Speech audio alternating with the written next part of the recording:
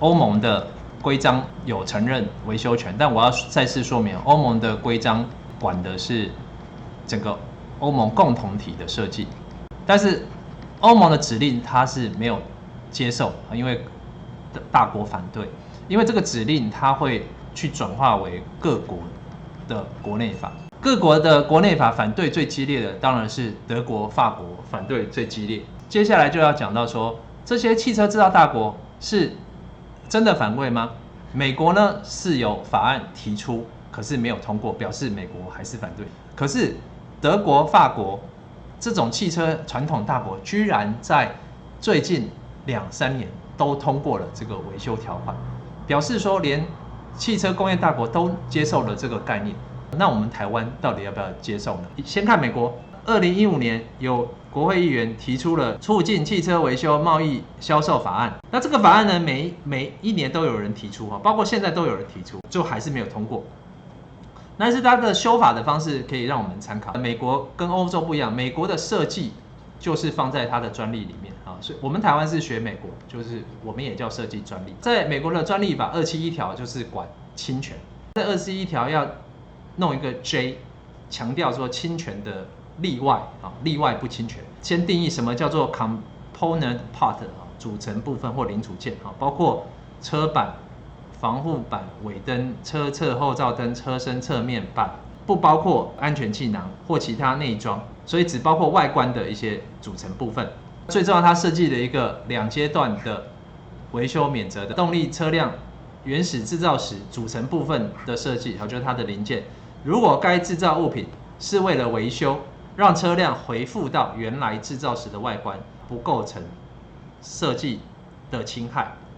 他是说你可以先制造，30个月后可以开始卖销售，可是你不要等到30个月后才开始制造嘛，因为你的工厂的生产线要先开模啊，先开始生产线先做，所以你可以先制造，但别卖。第一个阶段是车子上市你就可以制造了，可是第二个阶段要等到30个月后才可以开始卖这些零件，这些零件的设计权的保护至少有2年半。那么他就说这样不侵权。第二个他要修改的是损害赔偿的规定，在美国专利法289条，在原来的 A 跟 B 之间插入一个新的 B， 就原来的 B 变成 C。根据271条 J， 它不会侵权，既然不会侵权呢，也就没有赔偿的问题。刚刚讲这个美国的这个 Part 法案呢，每一届国会都有提出，但是每一届都没通过，所以美国呢大概认为他们的汽车工业现在是越来越惨，所以这个赚一些维修钱、零件钱的，还是对他们来讲很重要的，所以没有通过。最令人意外的是，德国、法国居然通过了。德国最初的设计法是1876年设计法，那么为了转化这个1998年设计保护，这个1998年设计保护指令是2001年才实施。德国在讨论呢，就制定了新的设计法。制定新的设计法有讨论要不要纳入维修条款。2003年5月28和12月10日，在德国联邦议会讨论这个法要不要引入维修免责条款的时候，这些汽车大厂的联合协会提出来承诺，我们不会为了妨碍零件市场的竞争，也不会用我们的设计保护法去告这些厂商去争夺市场市占率。德国的国会就说好了，既然这些大厂都说他们也不会去告这些零件厂，所以我们在设计法也不需要通过维修免责条款。欧盟执委会呢正式提案修法，吵了10年，德国、法国都反对，所以这个2014年的时候，欧盟执委会放弃了，就撤回，不要再坚持在指令里面要加入这一条。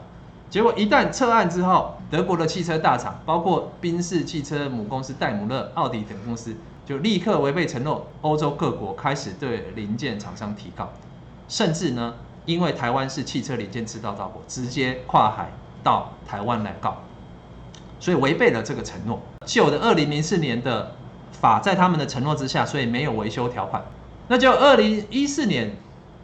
德国联邦议会又通过了新的设计保护法，只有提到功能性匹配的不受保护。功能性匹配就是走 USB 的插头或者接头等不受保护。可是呢，外观上匹配的这些维修零件呢，却没有排除不保护，也就是说，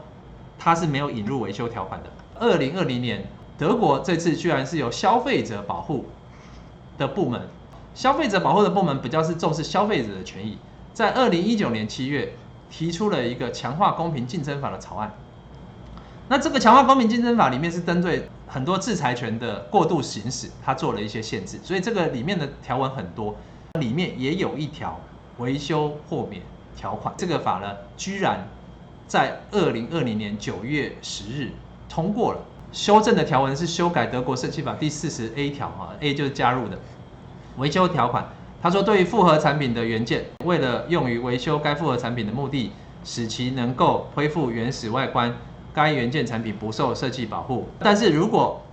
不是为了维修目的，维修以外的目的的话，就不适用。受到了2017年的欧洲法院阿卡西亚案的一个重要见解，就是说，你要让消费者充分的理解到，你买的是副厂的零件，不是原厂零件。要用什么样的标示、适当方式让消费者知道这个零件是为了维修的目的，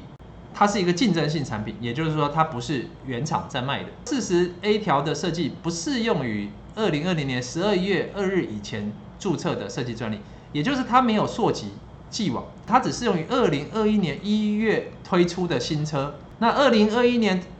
1月以后推出的新车的零件就有维修条款的适用。这个法的通过对消费者来讲是很开心的，他们将来就可以买到更便宜的副厂的零件。可是只限于后来注册的新车的零件。那既有的车，在2020年12月以前就上市的车，它的零件是它没有这个维修条款。而且呢，在德国的设计保护是蛮强的，我们台湾设计保护只保护15年，它是25年。那些旧车的设计的零件呢，在25年内你还是买不到便宜的副厂零件，但是新车反而买得到便宜的副厂零件。德国是在2020年9月通过，法国在2019年11月，比德国再早一点，也通过了移动导向法。那这个移动导向法它是一个包裹立法，它里面管的事情太多了，跟什么车子移动、公车啊、机车啊、脚踏车啊，什么东西有关的法通通放进来，但是里面有一条文，就是设计保护的维修条款。通过之后，车厂立刻用他们的那个违宪审查的程序，说这个条文违宪。法国的宪法委员会采取的是一种事前审查，就法案一通过，你就可以立刻挑战它违宪，不用等到法案的实施。那他说为什么违宪？他说主要是立法的程序有问题。什么问题呢？一读时还不存在的法条，或者跟一读时的条文差太多的，后来在二读讨论才偷偷插入新的条文呢，是不可以放进来的。这个要求是蛮特别的哈，其他国家不晓得有没有这个限制，但是在法国居然有这个限制。一开始确实没有写入维修条款，而是在一读过后，委员会讨论的时候才有某个党说，也要插入这一条。法国宪法委员说，你这样插入这一条的话就违宪。其实法国的民意是支持的。法国政府这次更奇怪，它是由生态部对抗气候变迁与加强适应其影响法律。这个气候变迁法其实也管很多事，节能减碳、禁止排碳里面有一个东西，旧的产品怎么回收，或者旧产品怎么维修。那维修的话，怎么样方便去维修？他只有说要协助维修，但也没有讲什么协助维修。一样在讨论的时候呢，突然有说，那我们协助维修就要加入备用零件条款，就是免责条款，这样子大家可以买到便宜的维修的零件。原来只有讨论到说，制造商必须要提供说让人家维修零件，例如说你卖一台冷气出去，人家要修冷气，你这个零件也要至少提供10年，让人家10年内都可以修冷气。草案送入国民议会，通过一读，送入参议院，通过一读。在讨论的时候，备用零件部分突然加入了一个，它可以豁免于著作权和设计保护侵权的规定。我们各国都是讨论到说，设计权的保护有例外。那为什么法国还说著作权的保护也有例外？因为这些硬体的零件在法国也可以受到著作权的保护。经过两院联席审查，法国是两院制，2021年7月正式通过法案。维修条款虽然是在一读后才加入，但是在原始条文确实有间接相关的条文。一通过的时候，也是马上就有反对者了，又去法国宪法委员会说这一条违宪。可是这次法国宪法委员会就说这一条没有再次出现之前违宪的问题，所以这次就正式生效通过。这个法案呢，会去修改制裁法典第1122之5条，制造、使用、销售零件不侵权，目的是为了恢复属于高速公路法里面所定义动物车辆或拖车的原始外观。原来的设计保护25年，针对513之6条提到的项目呢，设计权利的例外的规定所不及的部分呢，缩短保护为10年。虽然维修的零件是不侵权，但是呢，因为其他的车厂也会使用相同的车灯，例如说甲的车厂做了一个新车，乙的车厂也要做新车，乙的车厂的车头灯能不能做得跟甲的车厂的车头灯一样呢？新车的部分不能够来侵害设计保护，但是过去的设计保护是25年，这次缩短为10年。新车的汽车零件的保护缩短为10年，但是维修的部分是免责。这边所谓的回复这些车子的零件，只限于跟玻璃有关的零件。那跟玻璃有关的零件是后照镜，或者车灯上面有玻璃，或者车窗有玻璃，或制造原始零件的设备制造商所制造零件。就是说，原始的车厂原厂呢本来就不是自己做零件，本来就是外包给专门做零件的设备制造商。所以如果一开始就外包给外面的制造商来做的零件，那么外面的制造商做的零件呢，也可以豁免。所以只限于这2种。欧洲法院不是有问一个那个轮圈的问题，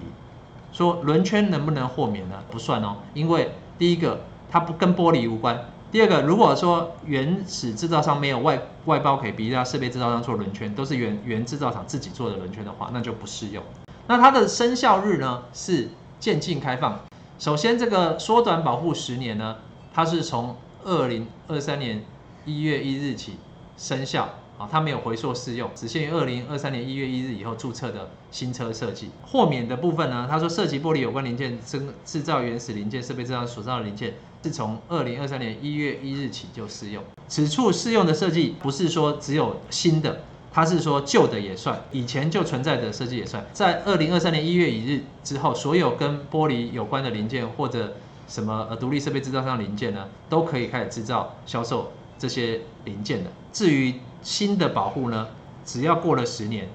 所有制造商都可以自由制造销售。汽车制造大国难道都反对吗？其实德国、法国这个都通过，我相信啊，不久之后欧盟的指令呢也会修改，全部的国家都通过。从整个英国的发展到欧洲的发展，尤其德国、法国的发展，像德国是从消费者的权益，法国是从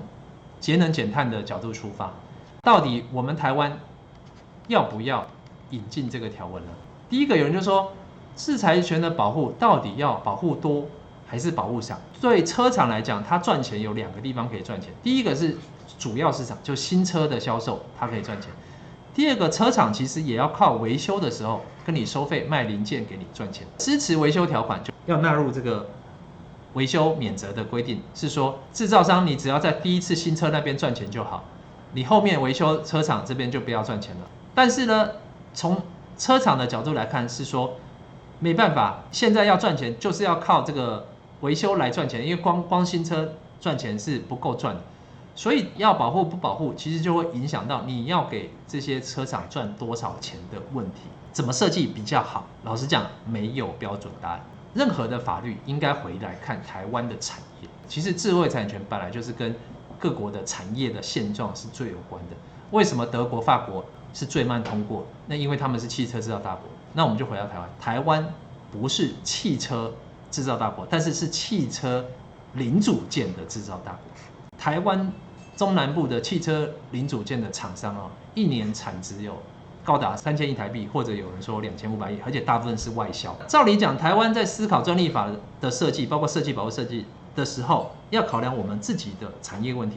如果考量我们自己产业问题，应该是引进维修条款才对。可是每一次台湾过去修法的驱动者，要么就是美国逼我们修，要么就是国际条约或区域条约说我们修。很少从台湾自己产业的角度出发思考，我们需要什么条文。制裁局说汽车的部分的零组件当然是希望，可是呢，机车的产业却担心，如果一开放的话，大陆、东南亚副厂零件势必紧销，而多表示反对。解决方法很简单嘛，站在国家产业政策的考量，你只要针对汽车、其他动力车辆引入维修条款。既然有自有机车品牌，我们鼓励我们自己的机车